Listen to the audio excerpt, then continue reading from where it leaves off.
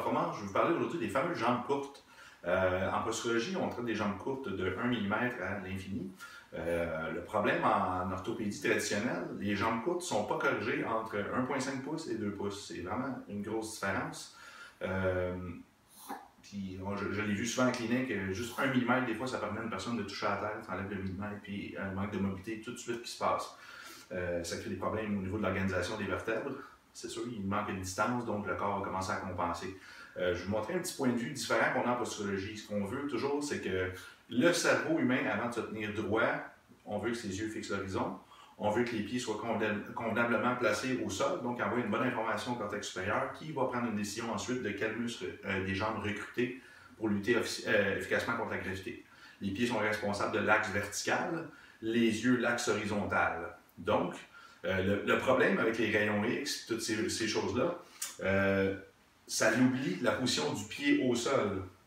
Les projections orthogonales, au fond des rayons X, ils ne prennent pas en charge la position, le pivot rotatoire, puis l'angle des pieds au sol. Fait que les têtes de fémur vont jouer toujours. Je vais vous montrer un petit exemple, c'est assez simple. Si je prends mon pied comme ça, vous voyez, le tibia il est peinturé, spécialement ce matin. Si je mets mon pied au sol, les gens avec les pieds plats, ou peu importe, une rotation interne comme ça, un valgus du pied, ça va causer une rotation interne du tibia, conséquemment du fémur. Ça va faire que la hanche va aller vers l'intérieur aussi. Donc, je vais vous montrer avec un petit jeu d'ombre et de lumière, vous allez comprendre ce qui se passe, pourquoi que la radiographie, dès qu'une lumière qui est projetée comme ça va avancer vers la lumière, ça va changer de distance. Donc, on ne peut pas prendre une vraie mesure de jambe courte comme ça. En plus, on ne traite pas les yeux et les pieds et la peau, les autres systèmes. Bon, ici, on peut imaginer que c'est mes deux fémurs avec les têtes fémorales ici. Je vais faire une rotation interne comme quand je fais un valgus du pied. Rotation interne. Hop. Hop. On voit que la tête ici, elle va apparaître plus basse au niveau de l'ombre. Si je fais l'inverse, un valgus du pied, la tête, le fémur va monter aussi dans l'axe.